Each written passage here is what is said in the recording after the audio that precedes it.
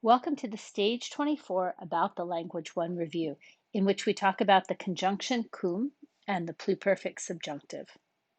Now, the conjunction cum, meaning when, introduces a subordinate clause, a dependent clause, that has its verb in the subjunctive mood.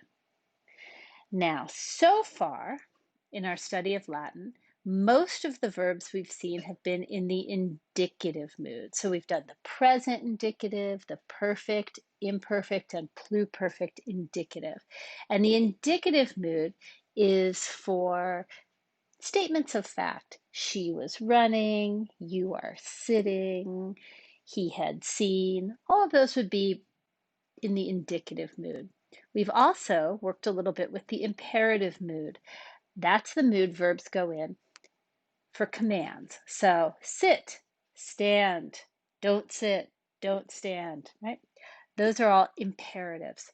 Well, the subjunctive is a mood of the verb that we're going to see mostly in dependent or subordinate clauses, like the ones that we'll be learning in the coming lessons in the book. So first, let's review the pluperfect indicative.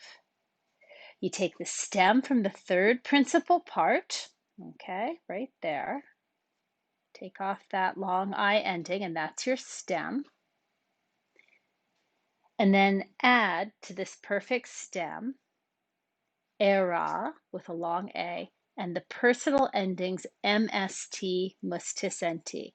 So portaveram, portaveras, portaverat, portaveramus, portaveratus, portaverant. And notice that final M, T, and NT shorten that long A. So we've been doing the pluperfect indicative for quite a while now. Now we're adding in the pluperfect subjunctive.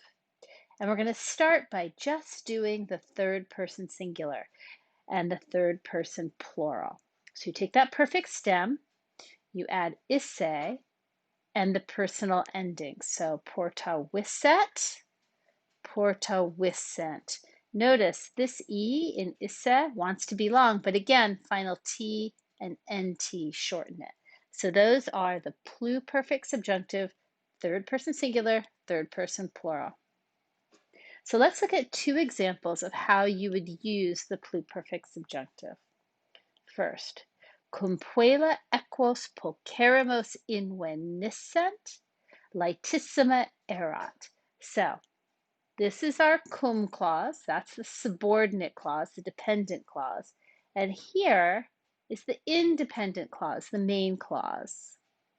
So when the girl had found the very beautiful horses, she was very happy. Okay, so the verb here in the main clause is an imperfect indicative, erat. And here is the verb of the subordinate clause of the cum clause, inveniscent. So there's that isse and the personal endings attached to the perfect stem from the third principal part. So that's a pluperfect subjunctive. And again, you'd expect to find a subjunctive verb in this cum clause.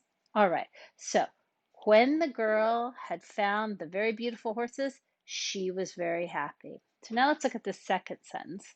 Cum hospites in aula conveniscent, servi eis cibum vinumque obtulerunt. So here's the main clause, and you can see here, obtulerunt is a perfect indicative. Here's our cum clause, right? So when the guests had come together in the palace, the slaves offered to them food and wine. When the guests had come together in the palace, the slaves offered them food and wine. Okay? So two examples of cum clauses with pluperfect subjunctive verbs.